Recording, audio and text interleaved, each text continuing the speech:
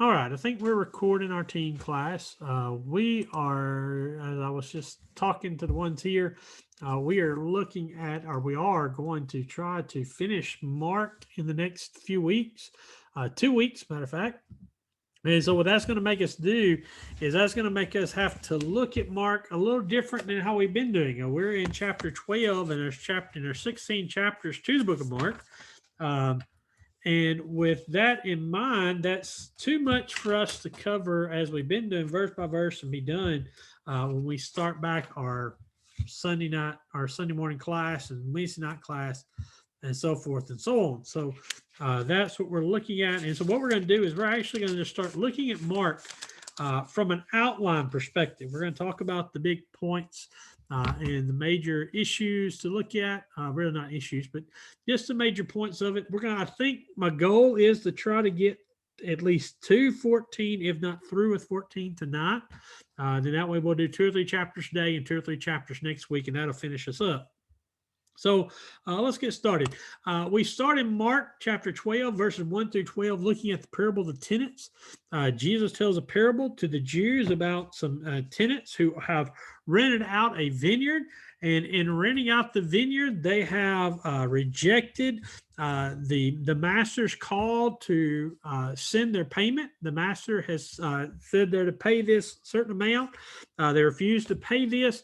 A vineyard would have been something like this. They'd have had a place to gather their grapes, and they would have put it in a vat like this, and they would have squished the grapes down and created wine, and they'd had that to drink, they'd had it to sell. So it was a way to make money. These tenants didn't own the vineyard. They borrowed it. They leased it from the owner. The owner went away for a while. When the owner sent his servants to pay, they refused to listen to them. They beat them. They robbed them. They sent them away. They killed some of them. Finally, the master decides to send his son. And when his son comes, they say, "Look, here's the son. Let us kill him and take the vineyard for ourselves." And then he says to the master, once he realizes they took his son and killed him outside the vineyard, the master was furious. Therefore, he sent an army to destroy those tenants. And this was a prophecy about Jesus himself, because he was that son that was sent to the vineyard of Israel and sent to bring the people home to get them to go forward into the new kingdom, but they refused to listen.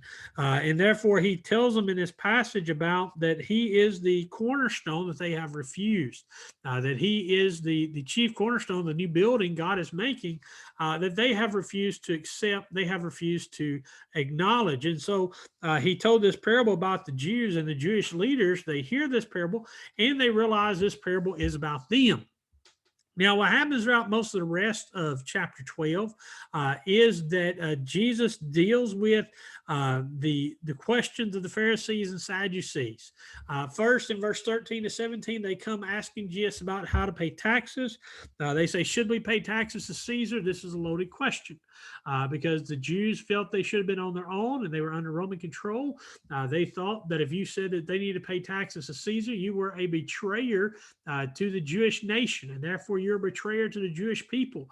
And they didn't like that. So they knew that if Jesus said pay taxes to Caesar, he would offend the Jewish people. However, they knew if he said don't pay taxes, they could go to the Roman officials and say, "This man says we don't have to pay taxes. He's an enemy of the state. Arrest him." And so they thought they could get rid of him this way. But Jesus sidesteps the entire issue and tells them to take a coin. So, like we have coins, he says, "Look on a coin. Whose image is on that coin?" And they say it's Caesar's image. And Jesus here famously says, like, "Render to Caesar the things that are Caesar's, and render to God the things that are God." And what he's basically saying there is that the coin is minted by Caesar, backed by Caesar, to say this is worth something. Therefore, this image is Caesar's and it belongs to Caesar. And the flip side of that is the image of us is the image of God. Therefore, we belong to God, and God gives us value, and God looks after us. And therefore, he says you've got to give yourself, your body, your life to God. Then in chapter verses 18 through 27, the Sadducees come to him and they ask him a question. Now, to understand this, you had to understand one of the laws they had. One of the laws given by God was that they had what's called a Levirate marriage. What Levirate marriage was that if you married, if a woman married a man, and that man died without giving her children, and that man had a brother, that brother would marry that wife to bear children for the purpose to have children. And then when his first child was born, that first child would carry the name of the original father. And this was a way they could prolong their family line. And so they give Jesus this question and say, well, what about a woman who marries a son in a family? That son dies and doesn't give children. The second son marries her. He dies without giving her children. And they go all the way down to 7 generations, 7 brothers. They say 7 brothers marry her, and none of them give her a child. And they finally come to Jesus and say, in the kingdom, in heaven, whose wife will she be? And then Jesus tells us something very important, something that we don't fully understand, but we need to realize and we need to think about, is that he says that they didn't understand what the resurrection was. Number one, the Sadducees didn't believe in a resurrection. They didn't believe in angels. They didn't believe in the spiritual things. He says, number one, you don't know scripture. You're not reading. You're not studying. Number two, he says, you don't understand how heaven is. Because he says heaven is not like earth. And he tells us something. This is something that's always been interesting to me because we often think about what we think heaven will be like and what we hope is there. And sometimes we try to put in earthly things that we do that we hope will be in heaven. And Jesus says heaven's not that way. He said the angels are not given in marriage, nor are they married. He talks about the idea is that in heaven, it's not the way of earth. And therefore, he says you need to understand that there are spiritual things that are different than earthly things. And basically, heaven's not going to be like earth. There's going to be something totally different to it. Now, it's not to say that heaven's not to be desired, not to be something gained or looked forward to, but it is this idea that heaven is a great place. Then we get to verse 28 through 34. Jesus is asked a question. A lawyer comes to him and sees what's happening. He asks Jesus a question. Well, what is the greatest command? What is the greatest command given? And Jesus gives that famous answer. The greatest command is to love the Lord your God with all your heart, soul, mind, and strength. And then he says the second is likened to it. You should love your neighbor as yourself. And those were 2 laws that everything hung on. Number one, if you love God and serve God, you're gonna do that part of God's law. Number 2 is if you love God, then you also love your neighbor. If you love your neighbor, you're going to take care of him. You're not going to lie, not going to steal, not going to cheat, not going to do any of those things that God tells us not to do. So these are the 2 greatest commands. And this man looks at Jesus and says, "You've answered really well." He says that he was impressed with the answer Jesus gives him. And Jesus tells him, "You're not far from the kingdom of God. You're not far from the church." And so Jesus is asked this question. This is really the last question we see Jesus asked. This is the last test because in the next few verses, verse 35 to 37, Jesus shuts them all down. Because in verse 35 through 37, Jesus will quote David, where David said, "The Lord said to my Lord, sit at my right hand till I make your enemies your footstool." And he basically asked the question, if David called him Lord, then whose son is he? How can he be a son of David, but yet David calls him Lord? Because you never call a son, you never call someone under you to be a son, especially someone who's lived a long time after you did. So Jesus said, how can the Christ, the Messiah, be the son of David and also be the Lord that David says Lord? And the idea is they couldn't understand it. They didn't understand what Jesus was, that Jesus was the Son of God who physically became the son of David, who existed before David. Therefore, David could call him Lord. And so Jesus asked this question. I couldn't answer it. Then verse 38 through 40, Jesus comes to the end of this chapter by warning the people about the scribes and the Pharisees, and watch out for the scribes. They'll try to put a heavy load on you, but they don't take it themselves. Be wary of them. Only listen to what God says. Basically saying, read the Bible or learn it for yourself. Don't listen to what someone else tells you, because they can tell you some things that don't belong, and they can make things harder than they really are. And then finally, we get to verse 41 through 44, where Jesus talks about the widow's offering. This is where Jesus sees the people coming in and putting all kinds of money into the offering, into the box, making a show of it. And this one widow comes in and gives 2 mites. 2 mites is less than a penny in our money. Less than a penny, she gives this donation box. And Jesus says that she's blessed because she gave more than all the rest of them. Not because she gave more, an amount more than the others, but because what she gave was all that she had. It was what she was living on, and what she was doing basically is she was giving her money that she needed to survive day to day, to give to God, to hope that God would take care of her. the hope that God would provide for her and give her back what she gave to him. And we know that's how God typically works. Not that we give so that God will give more to us, but as we give to God, God will bless us back. So that's chapter 12. Chapter 13. Chapter 13 is probably one of the more difficult chapters in Mark, and I hate that we had to do it this way very quickly, because it's really one that we need to break down and really study to understand it. But we're not going to be able to with this class. First two verses of Mark 13 talk about the destruction of Jerusalem. The city of Jerusalem is going to be destroyed by Titus in AD 70, and Jesus predicts that. He predicts it's going to come. And then beginning in verse 3 and going through verse 23, Jesus begins to speak about various signs that are going to come. This comes from verse 3 and 4. The apostles come to him and they ask him a question. They ask him a couple of questions of, what do you mean? When is this going to happen? When are you going to come again? When is the Son of Man going to come again? Jesus begins to tell them about what's going to happen. And so he gives them first some before signs, some signs that are going to happen before the destruction of Jerusalem. And this is going to be that there's going to be false Christ. He says, you're going to hear word that there's a Christ out in the wilderness. There's someone claiming to be the Christ. He says, don't believe him. Don't listen to him. He's a false Christ. He says, you're going to hear rumors of war. There's always going to be people talking about war and going to war. He says, don't let that bother you. There's going to be earthquakes and famines. There's going to be natural disasters. Don't let that bother you. And he says there's going to be persecution and hatred that's going to come toward you because of what you believe. And again, he says, don't let that bother you. Don't let that hinder you from being the people you need to be. And then he goes from there to talk about some near signs, some signs that are going to happen near the time of Jerusalem. These are signs that are going to happen. The other signs sort of happen all the time, but these signs are going to happen specifically at this moment. These near signs are verses 14 to verse 23. Number one is the abomination of desolation. He talks about that. This is a reference to what happened earlier before Christ came, when a Greek king came into Jerusalem, offered a pig on the altar of the temple, and raided the temple. He abominated the temple. We're told that's going to happen again, and that does happen in AD 70. When the Romans come in, they're going to not only come in and destroy the temple, they're going to lay it flat. They're going to plow up the ground where the temple was at. They're going to sow salt on it where nothing will grow. They're going to destroy the temple. And God, Jesus tells us in verse 17 to 20 that when those days happen, those days will be shortened. Those days will not be as long as they could be for the sake of the elect. So that the elect, the chosen of God, can escape, so they can get away from this. And then again, verse 21 through 23, Jesus says there's going to be false prophets that are going to come up, that are going to arise. And again, he tells them, don't listen to them. They're going to try to draw you away, but they're not true prophets. They're not true men of God.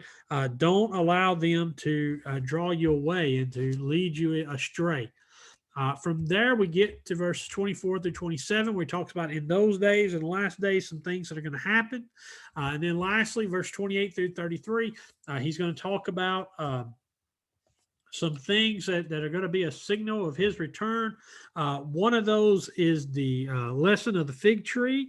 I'll read this. I'll put my glasses on. Verse 28 through 31 of Mark 12 or 13:28. From the fig tree, learn its lessons. As soon as its branches are tender and puts out its leaves, you know that summer is near. So also, when you see these things take place, you know that he is near at the very gates. Truth, I say to you, this generation will not pass until all these things take place. Heaven and earth will pass away, but my words will remain forever. Now, again, he's talking about that the parable of the fig tree, when these signs happen, that part of this is coming true. And again, this, not some saying here pass away. That's the idea that some will be alive when Jerusalem falls. And we know some of the apostles were still living when Jerusalem falls, about 40 years after Jesus' death. Then the last part, verse 32 through 33, is one of those famous parts where Jesus will say, no one knows the time. Not even the Son of Man or the angels know when God will come and destroy the earth the final time. But instead, he uses the end of this chapter to exhort and remind us and them to always be alert, to always be ready, always be prepared. for what is going to happen. All right. We're going to go on into chapter 14. Chapter 14 of Mark. Chapter 14, the first few verses, first 11 verses, we're going to be introduced to two plots to kill Jesus. They're going to begin the plot, the plan to kill Jesus in verses 1 and 2. The Pharisees, the Sadducees, the leaders of the Jews begin to plot, and they're going to talk about how Jesus is going to, or what's going to happen to Jesus, and what's going to, or how they're going to arrest him. Then in chapter verses 3 through 9, we see that Jesus is anointed at Bethany. He's eating at Simon the leper's house, and a woman comes in and anoints his feet with perfume and washes it with her hair. And Jesus tells her, "May your name be remembered forever, or what you've done be remembered forever, because this is a sign of your care for me in anointing my body for burial," basically. Then finally, verses 10 and 11, Judas goes and Judas begins to work his plot to betray Jesus. And he works to betray Jesus for 40 pieces of silver. 40 pieces of silver may not mean a whole lot to us, but to them, that was the price of a slave. That was about the price of a slave. And what usually is thought to have happened here is that the 30 pieces of silver, excuse me, I think I may have told you a minute ago, the 30 pieces of silver is thought maybe not to be the full payment, but maybe a down payment of, okay, we're going to pay you 30 pieces now, but after it's over and we've got him arrested, you can have more. And there's some discussion about Judas, and I want to just spend just a minute talking about this, because some people think that Judas, and what the way Judas reacts to what happens, is there's a good idea, a good argument that Judas didn't know what was going to happen. That Judas thought he was going to betray Jesus, and Jesus was going to be turned over to the Pharisees, and Jesus was going to establish his earthly kingdom. We talked about that from the beginning. All of the apostles believed Jesus was going to set up an earthly kingdom. Some think that Judas may have been thinking that this could have forced Jesus' hand. That Jesus is going to have to going to have to set up his kingdom. Going to have to do what he's come to do. A lot of people, and I think they're probably right, don't believe that Judas knew they were going to kill him. They didn't know that the Jews were wanting to kill Jesus, although Jesus has said it. I think Judas thought that he would do something, God would intervene, and he would stop him from dying. But we know the case, that's not what happens. Then beginning in verse 12, we see the Last Supper is prepared for. The Last Supper is tied to the Passover meal. It's tied to eating Passover, and this was an annual feast the Jews had, where they would eat unleavened bread. They would eat to remind them of the travel from Exodus out into the wilderness. They eat a lamb that had been roasted whole, and they would eat with their clothes on, ready to travel. And so Mark begins in verse 12 to tell us about the preparation. They go to an upper room. They find a disciple of Jesus who has this place. They go meet in this upper room. It's the last night of Jesus' life. Then verses 17 through 21, they talk about the meal, and then it talks about, again, the institution of the Lord's Supper. Jesus tells about Judas betraying. Now, John will tell us a little bit of order about the Lord's Supper, or about what happens here. And John will let us know and give us a clue that Judas leaves before all this, before the Lord's Supper. So he wasn't a part of the Lord's Supper. And I just noticed, missed that point on my screen, because honestly, verse 22 to 25 is the institution of the Lord's Supper. And this is why, and when I say, I want to get this point too, when we have the Lord's Supper, we have a certain kind of bread. It is not a cracker. It's not something you typically buy anywhere else. It's unleavened bread. Well, the reason we do unleavened bread is because that's what Jesus would have ate that night. That's what Jesus would have eaten that night with the feast. In the time of the Passover, they would have unleavened bread. Unleavened bread was very easy to cook. You didn't have to let it rise. It would be, like I said, it is a cracker. Most of you know what unleavened bread looks like, so you know what it tastes like. But this is why we have the unleavened bread that we take of on Sunday morning. And also, the part of that feast would have been having a drink, having the grape juice. And so that's why we associate those two items with it. That's why we take the bread and the juice, is because that's what Jesus took this night. Then in verse 26 and following through verse 31, Jesus departs from Jerusalem. They go out of Jerusalem and go into the Mount of Olives. They go out away from the city. And when they go out away from the city, that's where Jesus begins to pray. And Jesus prayed to God to let the cup pass from him. That made this, whatever it is possible, let this cup pass. Remember, his answer is no. He comes and finds the disciples sleeping, and he asks them, could you not stay awake and pray with me? Then he goes, prays again, comes back a third time, and they're still asleep. This time he goes back and prays a third time to God. And then he comes back that third time. He sees the betrayer coming. He sees Judas coming before to betray him, and he rouses his apostles. And again, he tells them not to fight. One other thing about Mark that we don't have in here that I wish we would have been able to talk about is in verse 51 and 52. It talks about a young man being in the garden with them. A young man who has to flee, who's naked, has to have a sheet wrapped around him. And a lot of people look at this verse and say, well, why is this included in the gospel? None of the gospel records this. It has nothing to the story, but why would Mark put this in here? Well, a lot of people think, a lot of historians think, and it's a pretty neat little fact, is that they think that description of that young man is Mark.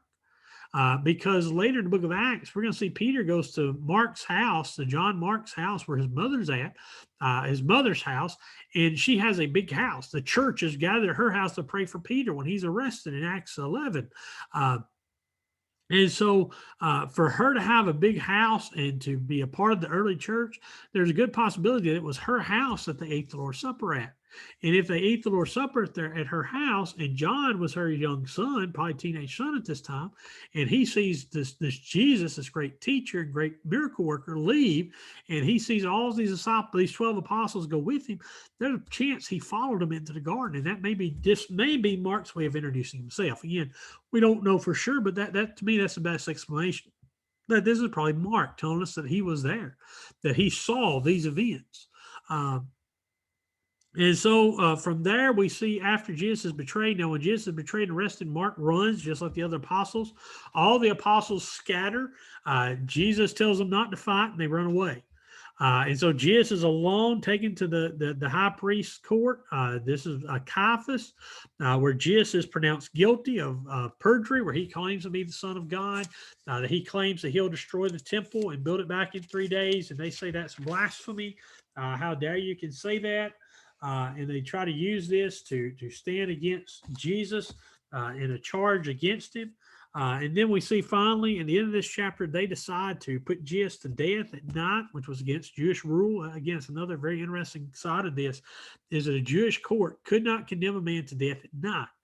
Now, what the Sanhedrin does, the Jewish court here that's at Caiaphas' house, they meet, they condemn Jesus, but they do not give him the death sentence till the next morning because they know they can't condemn him at night. But what they did was very illegal under their law. Under Roman law, it was okay, but their law was wrong. So they're bending God's law to try to get Jesus killed. And in the night, early morning of Jesus' betrayal and his arrest and his trial before Caiaphas, we see Peter. We see Peter's denying. Remember, Peter was warned earlier that he would deny Christ 3 times before the rooster crowed. And here we see that where Peter comes up. There's somebody in the audience. They see him, a servant girl, a time or two, who sees him and says, I know you. You're one of his followers. And Peter says, no, I'm not one of his followers. I don't know the man. Then another one comes up. Yeah, you're the one. We saw you. We know you're one of them. No, I'm not that. You're confused. And then finally, he says that the girl comes up again and says, "You're with him." Or another girl comes up. You're with. We know you. You're. We can tell by the way you talk that you're with him. And he says, "I swear I don't know the man." And then it says the rooster crows, and Peter remembers what Jesus says. Now, the interesting thing about this is that Luke's account tells us that as soon as Peter denies Jesus the 3rd time, and as soon as the rooster crows, that Peter looks up and sees Jesus in the courtyard, and he looks at Jesus in the eye. that's one of the most powerful images of the betrayal of Peter I've ever that just strikes me.